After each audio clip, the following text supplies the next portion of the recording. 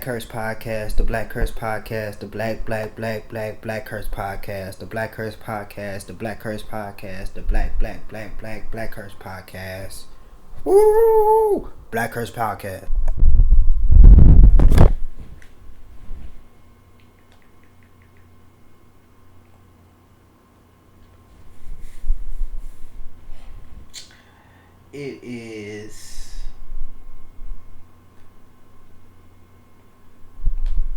It is July 17th, 2021.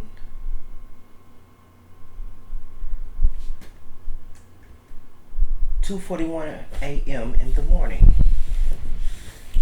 I just got out for work at 11:15, roughly 11:20. Yeah, got off work. I haven't done one of these in a minute. The last one I've done is the one I did with my father. Go check that episode out. It is, forgive me, I forget. The BlackCurse podcast, episode 4. BlackCurse Pops and Amos Granddad. So, yeah, we're gonna get started with the vinyl review. These are vinyls that I listen to before I do the show. So, Best of Alan Sherman. He's a folk singer. Kind of weird, kind of not my stuff. But I bought it. I bought it, listened to it. It's okay. I only got 3 today. Got 3 of them. The next one is Pat Paulson, for president. This was pretty interesting. I don't know, just different. Sometimes I don't listen to the whole entire vinyl. Sometimes I just listen to a little bit, just to, before I start the show, just to give me, I don't know, inspiration, motivation. It was different. It was interesting. It's interesting to learn about different things, different people, and he's a pretty interesting character from the little bit that I did hear. Excuse me. Pardon me. This is Rachmaninoff, second piano concerto. I like this. I like Rachmaninoff. My grandpa introduced me to him. Me and my grandpa, we had a really great bond once my grandma passed, and we were really into. We like similar books, and we had similar interests in things that we like to read. And one of the things he often would say to me is, "What music do you listen to?" As I've said before, I grew up on hip hop. I really didn't have a large collection of music, so pardon me. I didn't have a large collection of listening to music, and Rachmaninoff was one of the people he suggested that I listen to.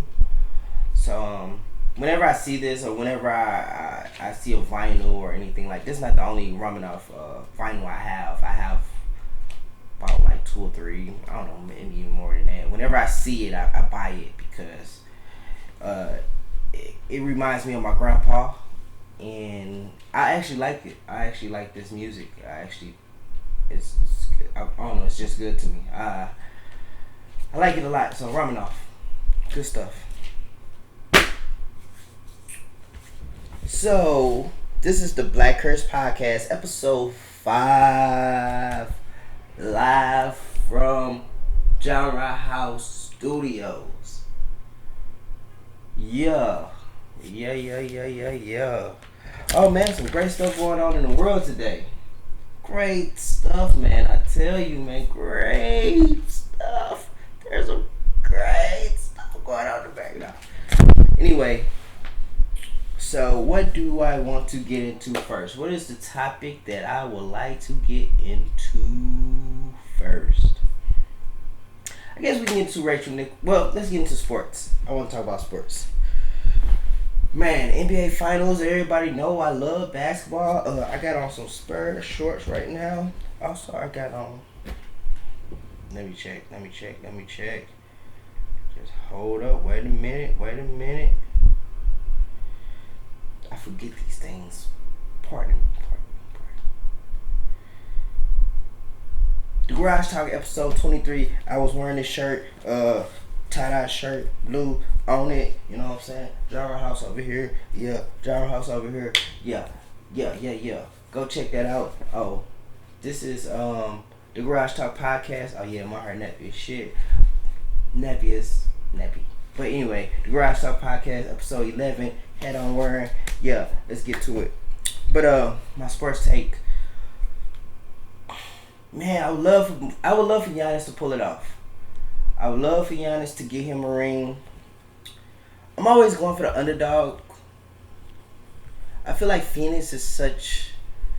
I feel like the Phoenix Suns is a better team than the Milwaukee Bucks. So I always go for the underdog. I consider myself an underdog. So therefore, I would like. Pardon me. I would like for Giannis. I would like for Giannis to win a title, get a title. He's got MVP. He's got Defensive Player of the Year. Defensive Players of the Year like multiple times. I would like for him to get a ring. I also like the fact that side note, I like the fact that Giannis got his older brother on the team. I like to see their relationship. I like to see their brotherhood.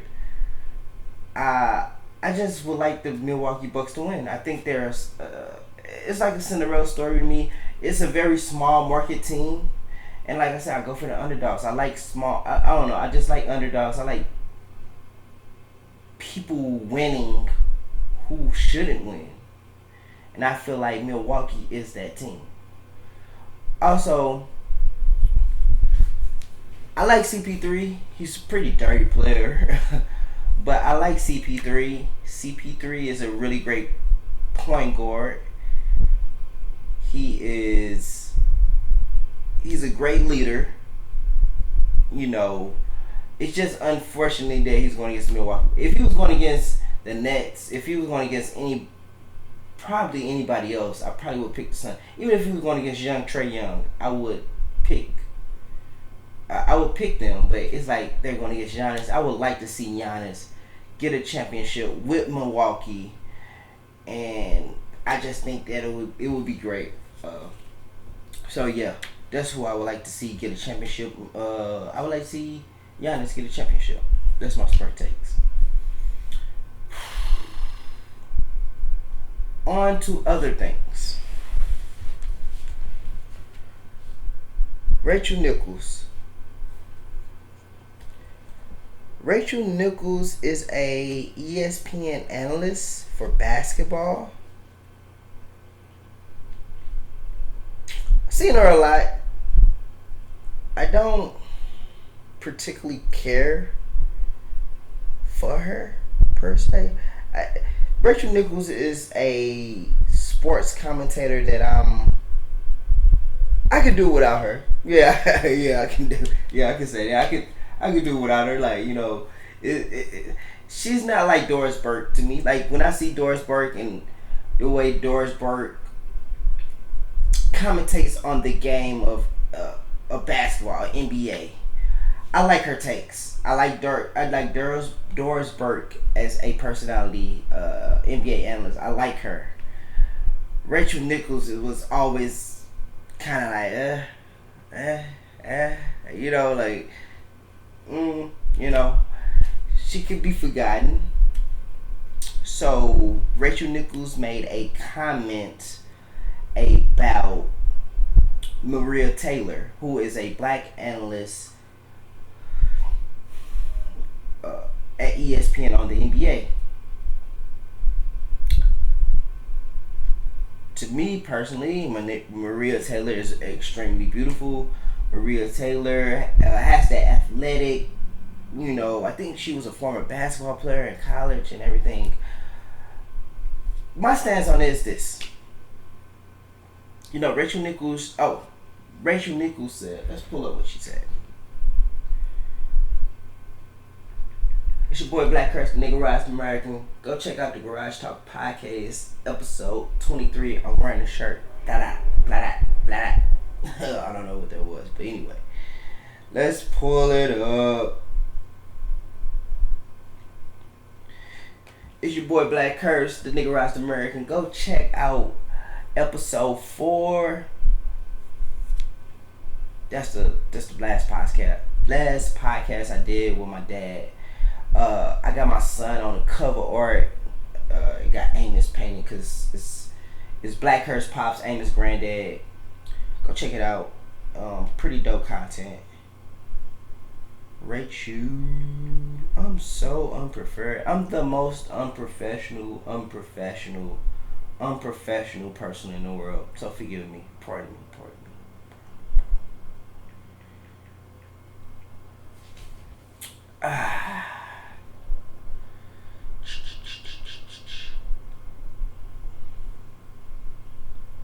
Rachel Nichols, Maria Taylor.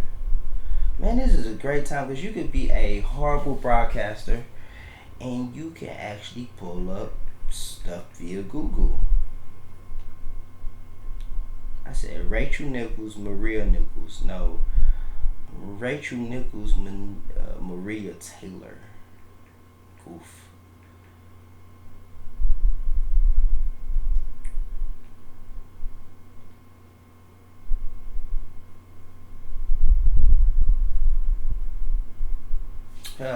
In CNBC politics, ESPN reporter Rachel Nichols' show fails to air after she's pulled from NBA Finals due to Maria Taylor race comment. What was her comment?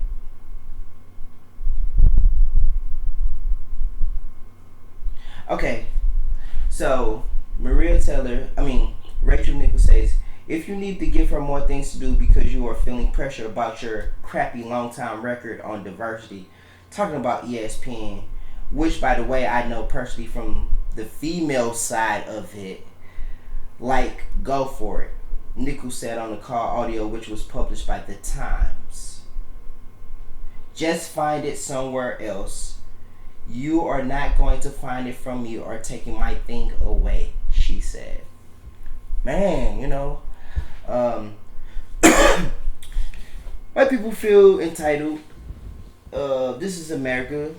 They have a very weird perception of how this country was built, how this country was created. So I just think that it's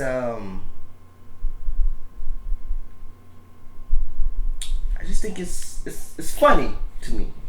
My stance is this. My name is BlackCurse, the Black Contradiction.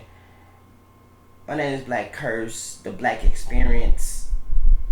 I have a lot of AKAs. But anyway, this is my stance on it. My stance is that I want blacks to be empowered. I want blacks to be in power.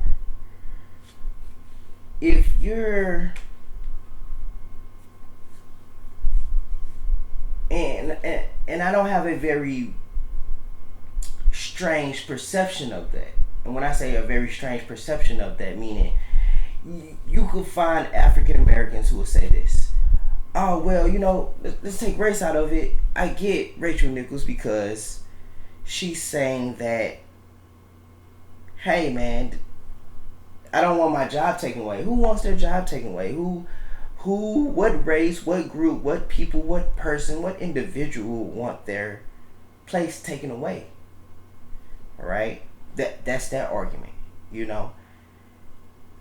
I'm qualified for the job. I've been doing the job.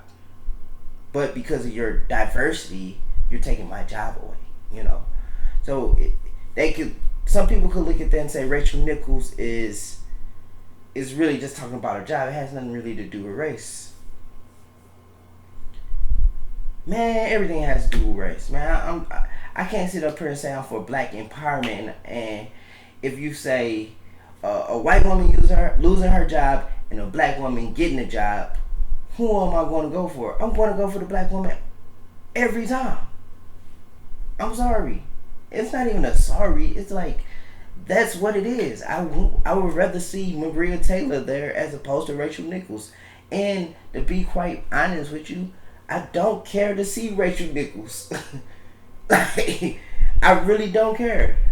Like, she's always been an analyst that I always like. Why the like I could do without her personally, but yeah, I'm definitely going to choose Maria Taylor. I want blacks to be empowered. Say, yeah, move your little white ass home. You know, as far as for women's rights and all of that stuff, and um, white women in particular, when it comes to when it comes to women's rights, hell, go up the ladder and try to get that job. You've been doing that. You've been commentating for however many years or however long or whatever. Go get the white man at the top who's higher than you. Go get his spot. Vic for his spot. You know, you need to get up out of there. We need to see more black analysts on the show. In fact, I feel like the game of basketball, since it's like a league with mostly African Americans, it should be black commentators. It should be more black analysts doing those jobs, especially women, men. It should be. I mean, it's more NBA legends. It's more NBA players. It's so many NBA players out there where they should be analyzing. They should be telling the game. It's so many black women who play basketball, who know the game of basketball. They should be commentating. Rachel Nichols' plump self can't play no fucking basketball. I'm sorry, not the curse. Rachel Nichols' plump self can't. What can you do? What, you know? And I don't know her background. Maybe she did, but I'm just saying. At the end of the day, Maria Taylor, I feel like should have that spot. Maria Taylor, whether she's better or she's qualified, I feel like no. The jig is up. The NBA is a majority black game.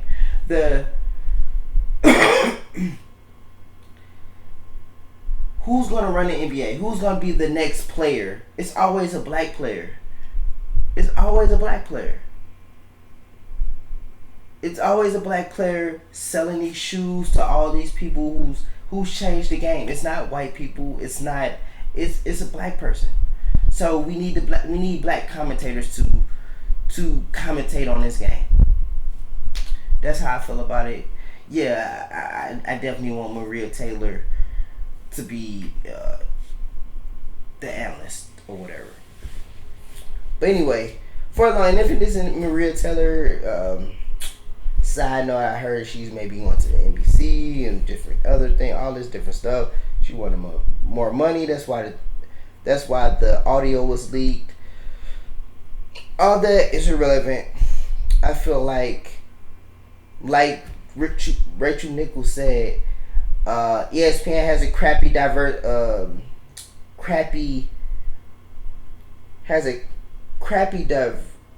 diversity situation there. Put more black analysts. Period. African Americans, black people across the globe have been dominating sports.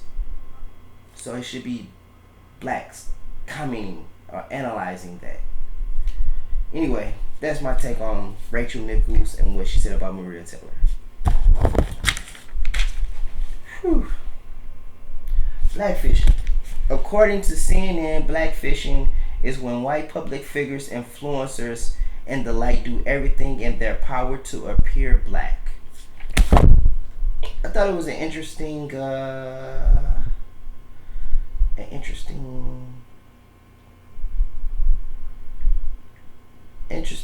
topic. It was on CNN, blackfishing.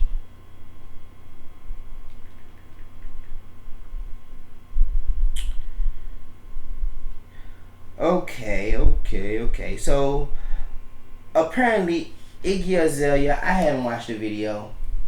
She did a video where she's appearing to be more uh, black based off her makeup. And, when you're entertainment and all of that, they have makeup and they have all these different. They have all these different, way to make someone look a certain way, and supposedly Iggy Azalea was appearing black, and it's just not just Iggy Azalea; it's all types of groups and ethnicities who are doing supposedly blackfishing. My take is it's been going on for a long time. It's been going on for a long time. It's been going on since the beginning of time. It's been going on since the beginning time of America. Well, beginning of time of America is what I meant to say. I mean, they were doing blackface.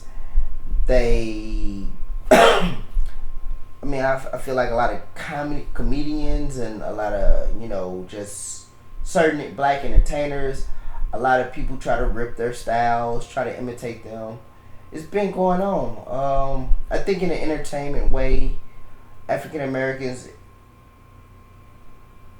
white people have always been entertained by us. White people have always enjoyed us as the entertainers. And white people have always tried to imitate black entertainers. I think it's interesting now because, you had racism, you had all the slavery, you had racism, you had Jim Crow, you had all these different things, all these different time periods. I think it's interesting that in 2021, you have white people who are trying to be black, and they're trying to be entertaining and be like they trying to do. For instance, I don't do TikToks. I don't care to do TikToks. Supposedly, I've heard. I don't know. I didn't do any research on this story. I just saw it that black creators are boycotting TikTok. Supposedly, I really don't believe that. But supposedly black creators are not, and I didn't do any research, but supposedly black creators are not doing TikTok because they're saying people who are white are getting more attention doing their content as opposed to them doing their own content, or black people doing their own content or whatever. I mean, and I think that's what we have to face from an economic standpoint, from just what I was just saying earlier about, I'm all about black empowerment. Man, listen. White people imitating black in an entertaining way, that's whatever. That's one thing, right? White people getting paid more than black people in taking their stuff and, doing, taking their content and imitating or taking or doing their entertainment stuff or whatever. That's another thing. That's a whole nother thing. That's really what race comes down to me. It comes down to who's getting more money, who's getting paid for it. Bro, you're imitating us and the money is staying with y'all. That's the issue. And I think that's just what's going on. It's a white person doing black rapping, singing, dancing like a black person gets way more money, gets way more attention because white people will love to see other white people. They're majority of the population, although supposedly that population is dwindling. But that's what is going on. So I can see how that could be a problem. I don't know. I just thought it was an interesting topic. I just wanted to give my point of view on it. I mean, and that's what I really see it as. I see it as basically, I just hate, for me, the way I look at it is it's just white people making more money off of black like imitating black people. I I wish it was reversed. I wish it was like black people were making the most money off of it. The originators, the creators of it, the dance moves, whatever, the singing, the dancing, the jigabooing. I wish they were making the most money, and whites imitating that. It's like fun. You know what I mean? Like it's fun for them. It's no money. It's like fun. It's you do that shit for whatever reason, but for us it's money. For us it's a way of living. It's a way of we should be more. I feel like in entertainment space, I feel like we should be dominating. Like I just personally, I feel like we should be dominating from a money standpoint because we are the original. Blacks have created every genre of music in America. You can debate me all you want. Go do your research. In fact, read my friend Lerone Armstrong book, The Beatles, The Rolling Stone, and the Power of Black Music. And he could tell in that book it tells you how literally black people have created every style of music in America. Whatever you want to call it. Blacks have created. Blacks were the originators of it. Anyway, I just feel like African Americans should get the most money out of it. I feel like you should be a black creator, creating music, creating dance moves, creating anything in entertainment form, and being broke. Like, because people are still in our style. People are into it, you know? And personally, I don't think it's cool. Like, I'm just going to say this. Like, for me, some people will look at it and be like, oh, man, you know, white people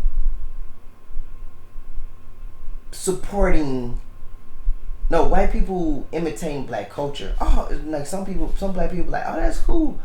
Oh, that's real cool. That's really dope of a white person to be into the culture and to be. I don't care about that shit. That shit does not really interest me at all. Like, it just doesn't interest. It just doesn't interest me. It just doesn't interest. It doesn't interest me at all. Like, it really don't. Like, I can't honestly like. It doesn't interest me at all. Like, it doesn't make me feel no way. Don't make me be like, oh, they're cool. It's like, I don't know. It's like, whatever. You know? It's nothing interesting to me about that. It's just like, whatever. But anyway, I thought that was interesting.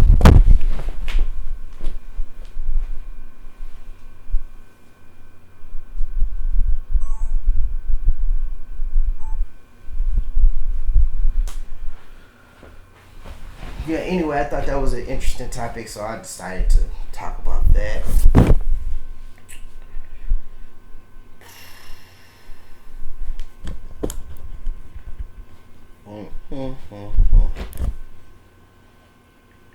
So, that's blackfishing. What's another one? What's another good topic I was talking about that I saw? That man, I'm so unprofessional. The unprofessional. You'll be like, what the hell does that mean? The unprofessional. Yeah. What is it? I'm on the BBC website right now. British Broadcasting Company. Man. Good stuff. Good stuff, man. Nah, man, what was it? What was I at?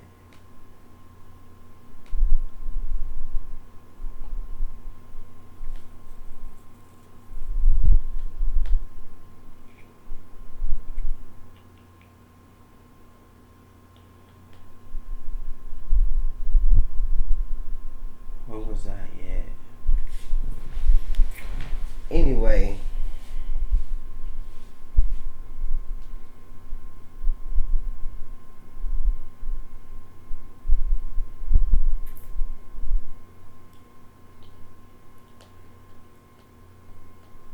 What I want to talk about. Under the Skin of OnlyFans. This is a BBC article. I'm going to read the little headline. OnlyFans, a social media platform best known for explicit content content has boomed during the pandemic. But from receiving terrorism videos to racial abuse and rape threats, a BBC investigation based on the experiences of dozens of women reveals concern about how the British-run site is structured, managed, and moderated. Man.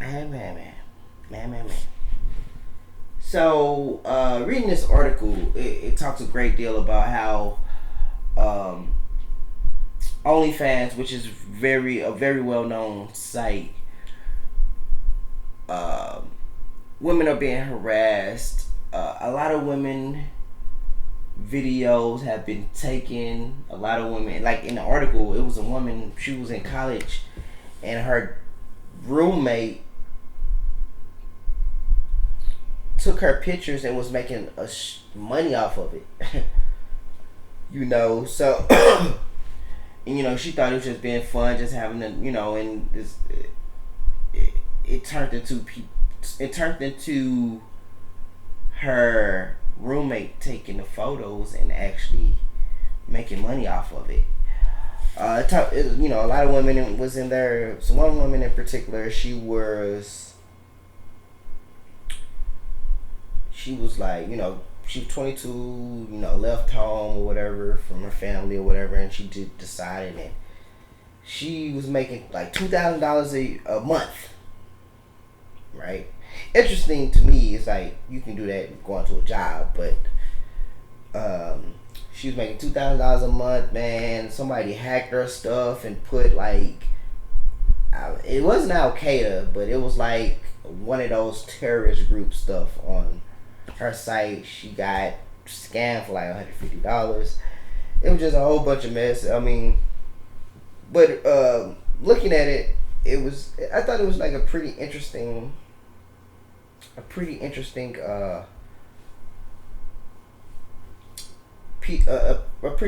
article, because I see that a lot. On YouTube. I was listening to DJ Academics talk to Blue Jasmine, Blue Jasmine has been this personality that's been blowing up on YouTube, and she was on Kevin Samuels and all those. She's been on like a lot of platforms. I think Adam 22, and she talked about making money, on OnlyFans. All girls are making money off OnlyFans, and it's been a phenomenon,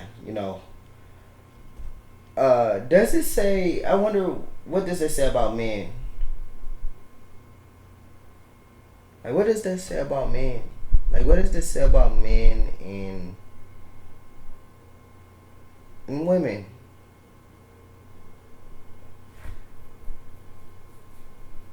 Like, what does that really say about men and women? Because men are paying for this stuff. Men are paying for seeing a picture of a woman naked.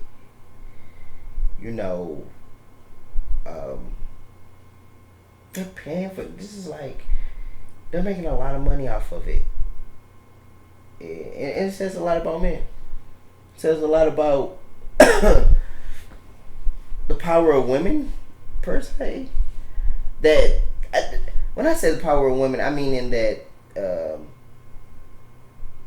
for a man to hack a woman's OnlyFans, for a man to scam a woman on her OnlyFans, for a man to care that much to pay for her OnlyFans, like all these different entities where men are paying, and also being extremely, what's what I want to say? Extremely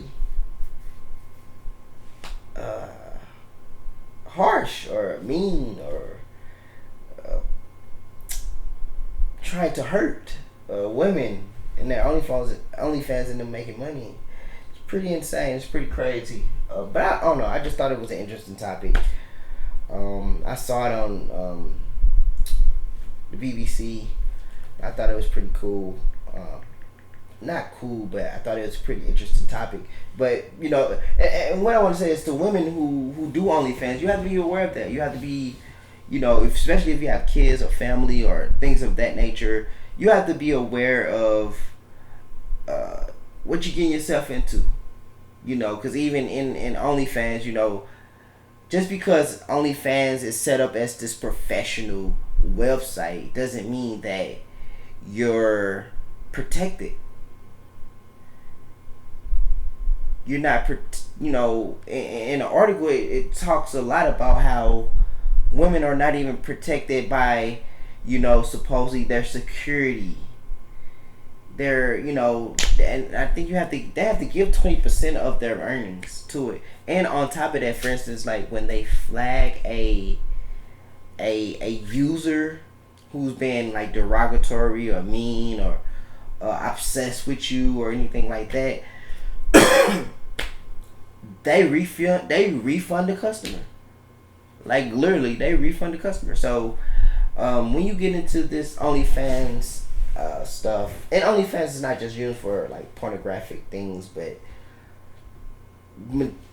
majority of it is a lot of people been making money off of it that way. But as a for women, be careful of these things. I know it's like the lick right now, but you have to be extremely careful with showing your body. You got to make sure it's what you want to do, and I can't tell a woman what to do. I'm just saying that the BBC has an article on it, basically saying how women have been abused or hurt. Women have been taken advantage of doing this, and it's a very popular thing. All these Instagram models, all of this stuff. It's like, and like with some of this, like the amount of money that some of these women are making, I'm just like, go get a job. It's not, you know what I mean? But whatever, I'm not, it's just like, for that to happen, you know what I mean? And you don't make some of you not making a whole lot of money, I guess. But anyway, my next topic.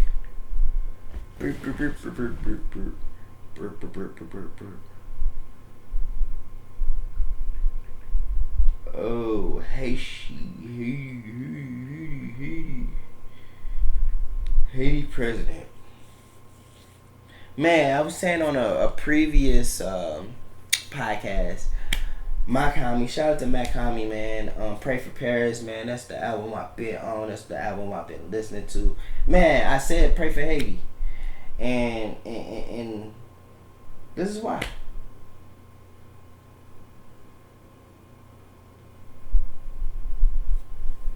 Oh, this is NPR.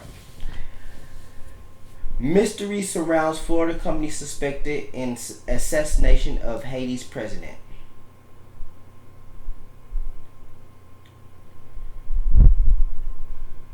I don't even know how to say his name.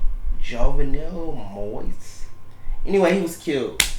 His wife was critically injured. I've been following this story, and it very much seems CIA-ish. One article I read in particular, they said that most of the mercenaries were Colombian and informants for, I know there was informants for the DEA and informants for the FBI.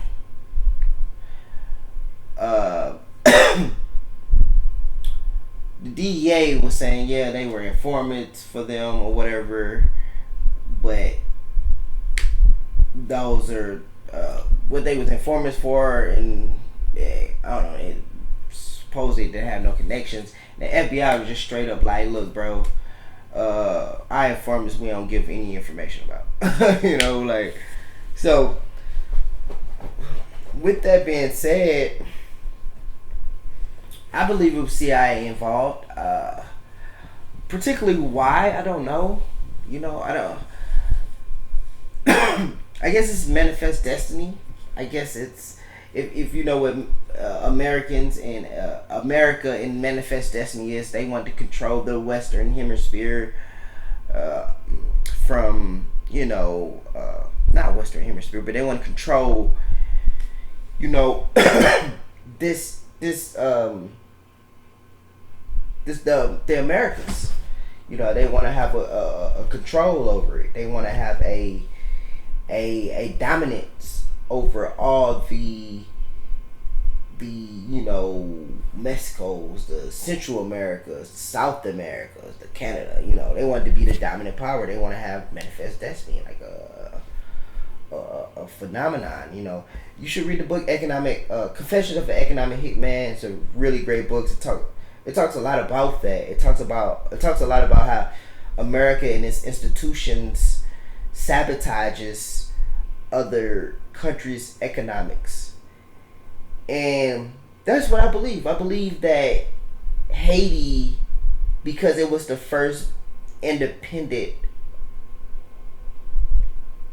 the first country to be independent from the colonizers, as people will say, or the people who took over the Americas, or when I say the Americas, meaning the United States, as we call it, Mexico. When the Spaniards and all these different factions from Europe came over here, and they took over these these islands, these America. Supposedly discovered land.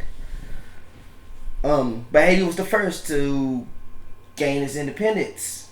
Toussaint L'Ouverture led Haiti to a victory, and it was black people. They utilized said this before on my other podcast, but they used a black religion, voodoo. That's why voodoo is considered despicable in America, because Haiti became the first country to gain its freedom utilizing a black religion. And I think due to that, I think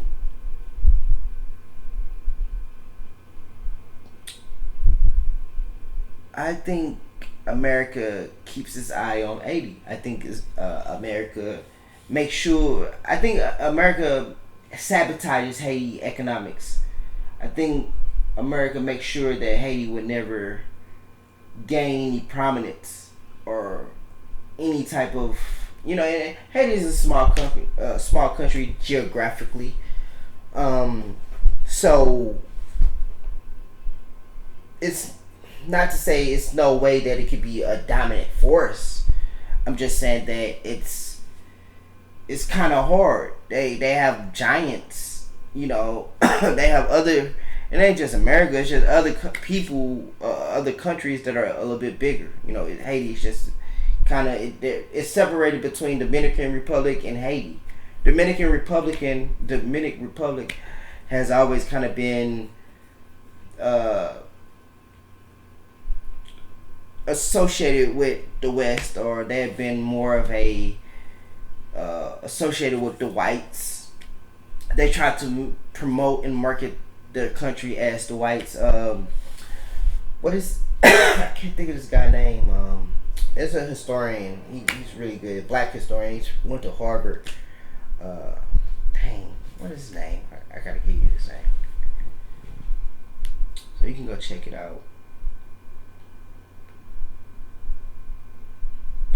I'm putting in Google. Black Harvard professor. Black Harvard historian.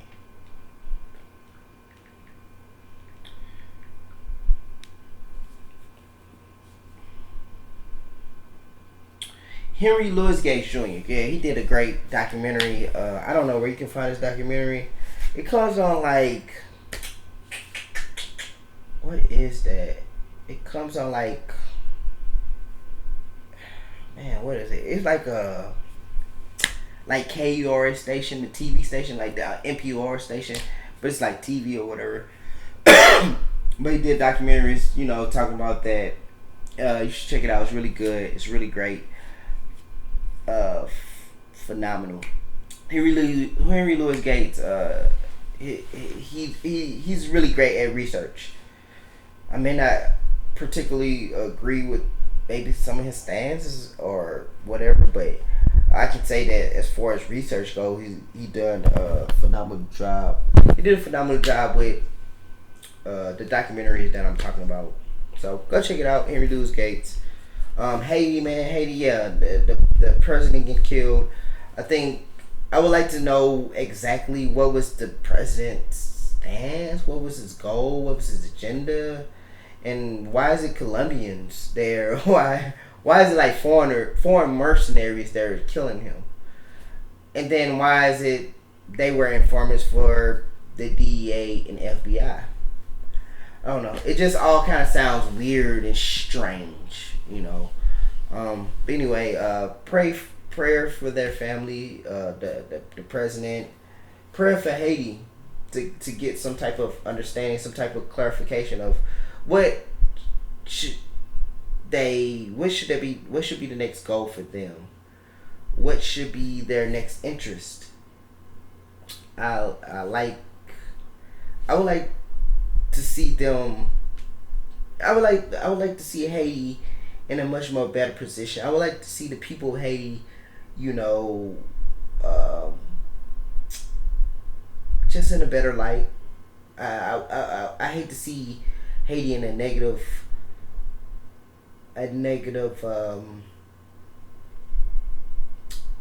see them in the media in a negative way.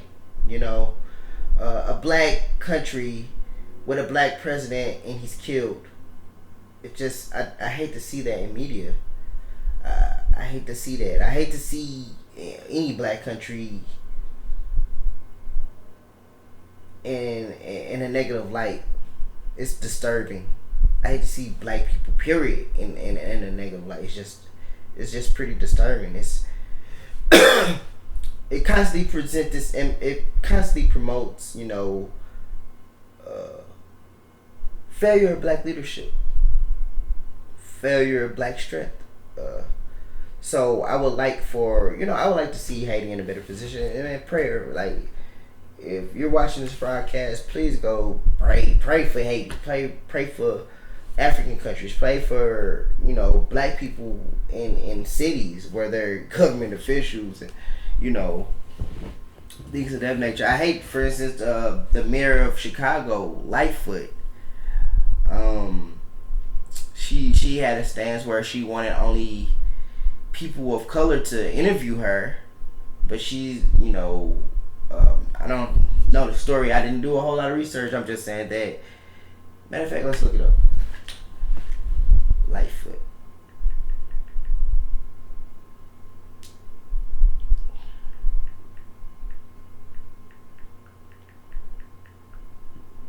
Lori Lightfoot.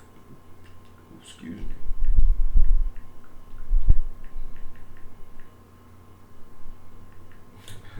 Look, Chicago Mayor Lori Lightfoot salary. Wow, somebody's looking up her salary. That's fine.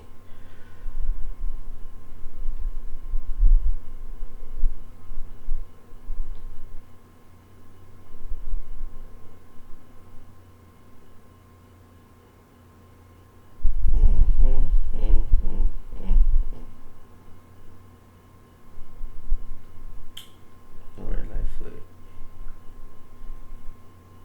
gets into it.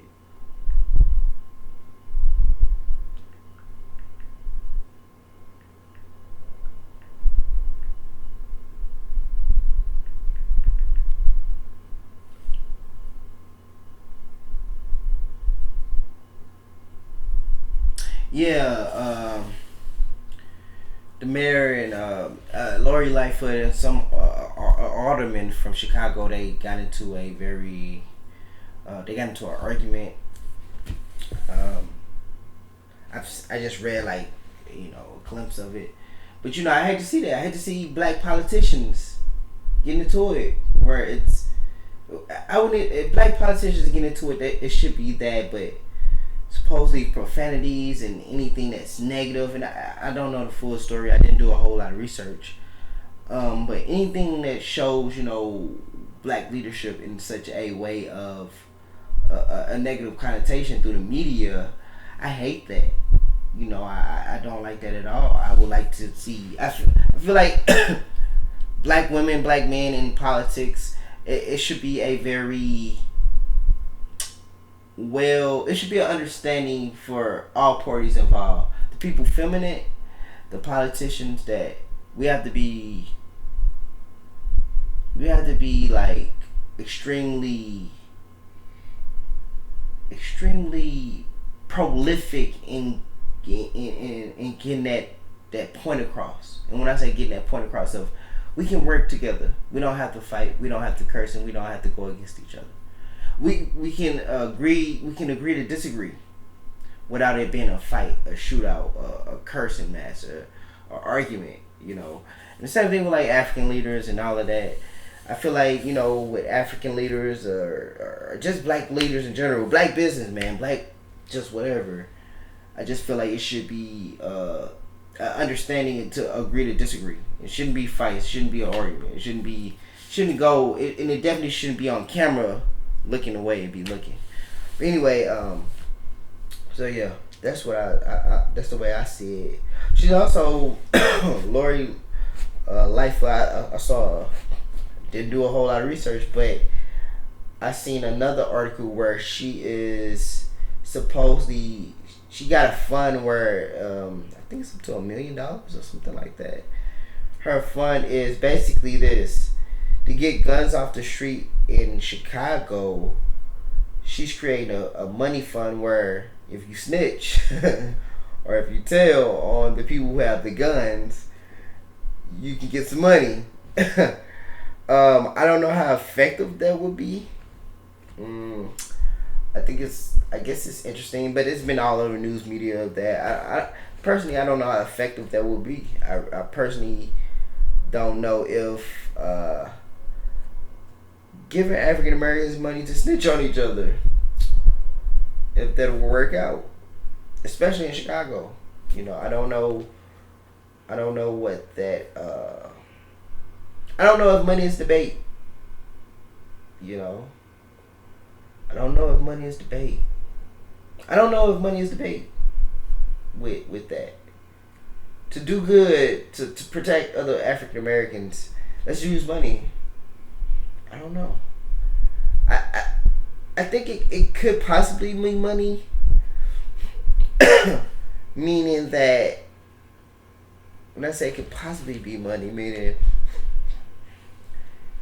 African Americans would have to see an alternative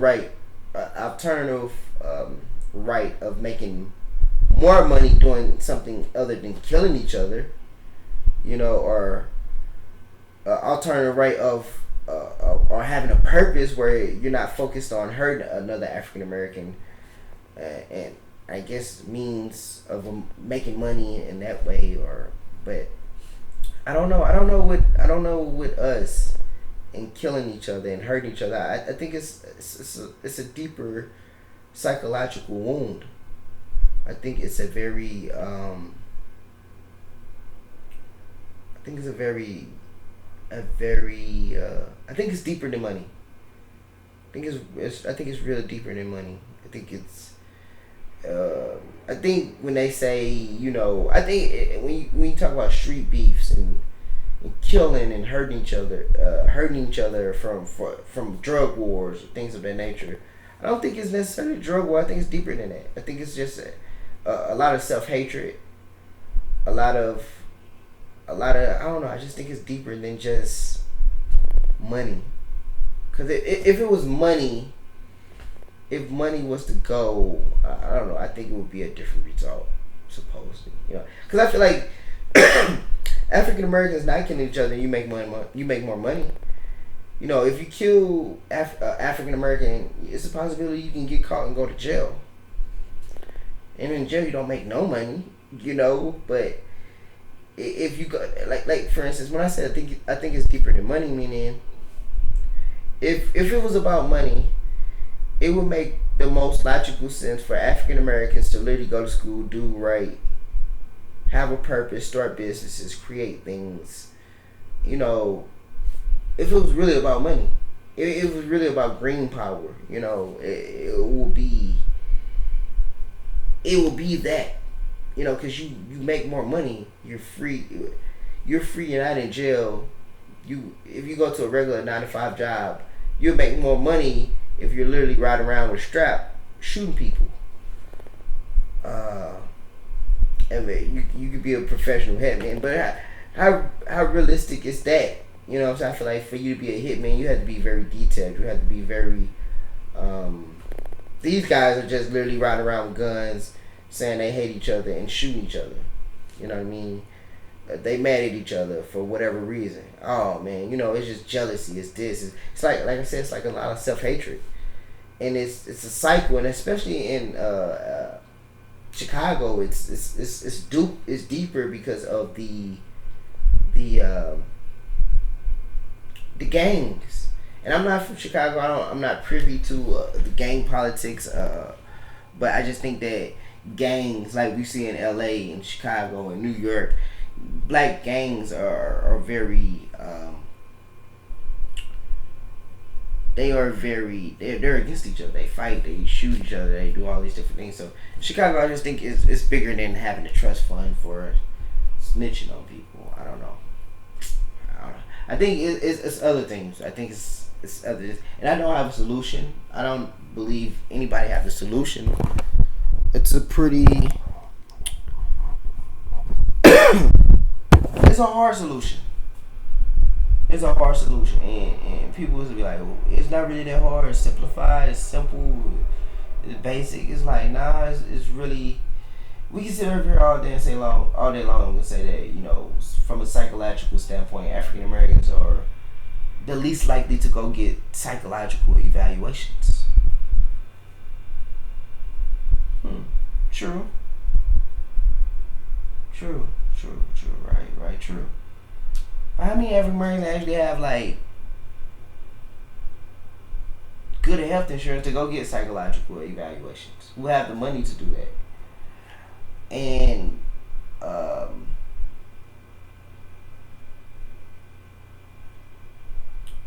why wasn't, you know, African Americans privy to that information?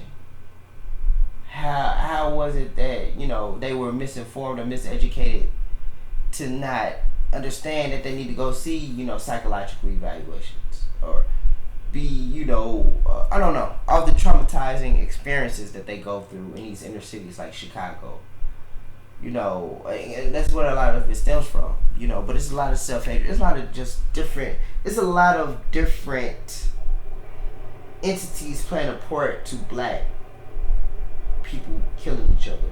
For one, African Americans don't own gun companies. The young man who got murdered outside of the jailhouse, and it was 60, I believe it was, I want to say, if I'm correct, I don't want to misquote, so I'm going to tell you that I didn't do a whole lot of research on it, but 60, I think it was 64 shell casings were found outside of this young man leaving the jailhouse on bail.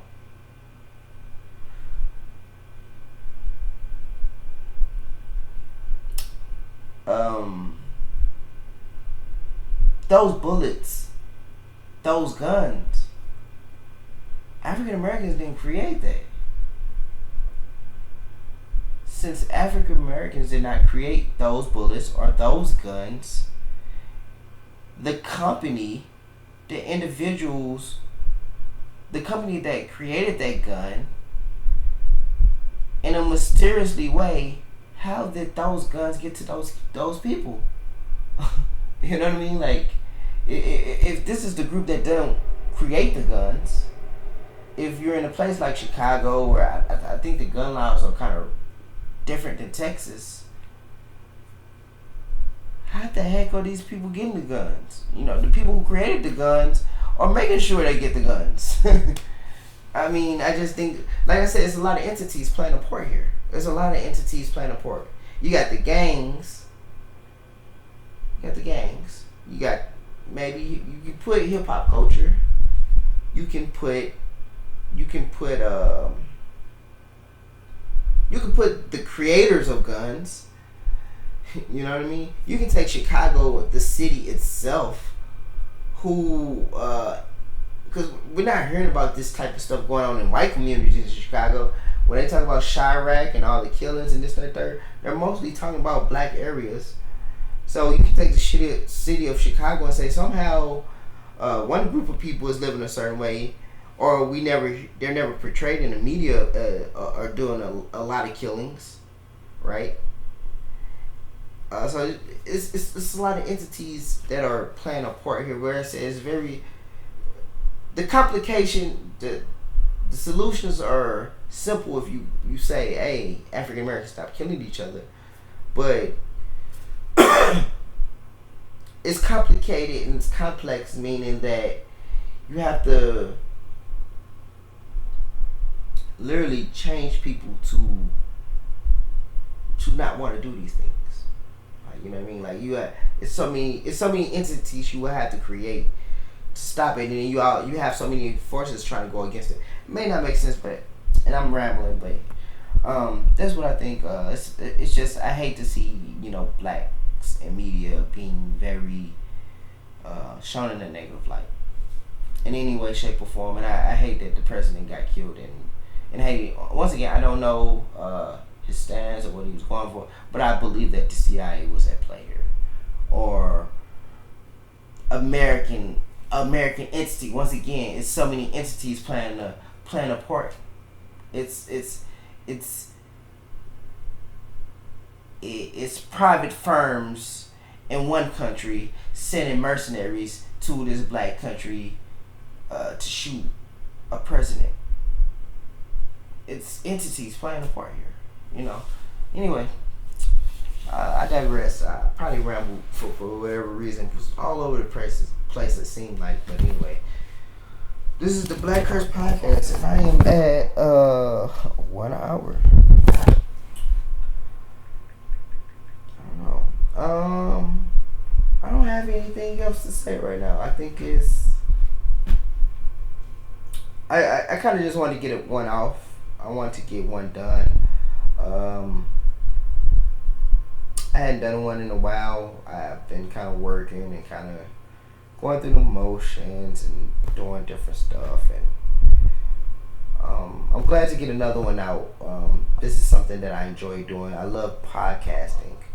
I love that I created this podcast, the BlackCurse podcast, and we're gonna expand and grow. It's only gonna get better from here, folks. You know what I mean? The only way I have to go is to the top. Literally, I can't go. I think my last. Let's pull it up. Yeah, true. Man, the podcast I did with my father, the BlackCurse episode 4, BlackCurse Pops and Amos Granddad. 4 days ago, I put it up, and it's only 15 views. So with that being said, I can't go no further. I can't go no below that. I can only go further. I can only go higher. So anyway, yeah, it's the BlackCurse podcast. You know what I'm saying? The greatest podcast that ever. I'm gonna continue to create. I'm gonna continue to grind. I'm gonna continue to bring you great stories, commentaries on great stories. I'm just gonna continue to work hard. If you're a listener, if you're a viewer, subscribe, like. I know you hear this all the time from all these creators. Whatever, who cares? All I'm saying is subscribe, like, comment. I'm also gonna put my start putting my Cash App in there, so you can drop some money off of my Cash App if you like this content or this art, this canvas, man. I'm giving it to you. I'm giving it to you raw, man. I'm giving it to you. I'm giving it to you with a raw. This is not. You see, I'm the unprofessional. So I'm giving it to you raw, man. Go check out the podcast. All my podcasts. Every last one of them. You know what I mean? BlackCurse podcast.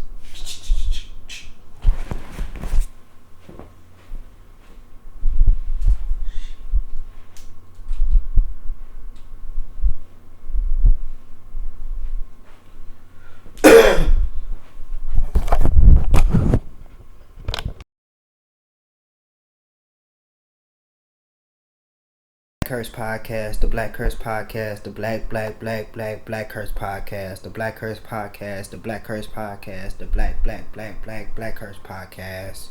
Woo! BlackCurse podcast.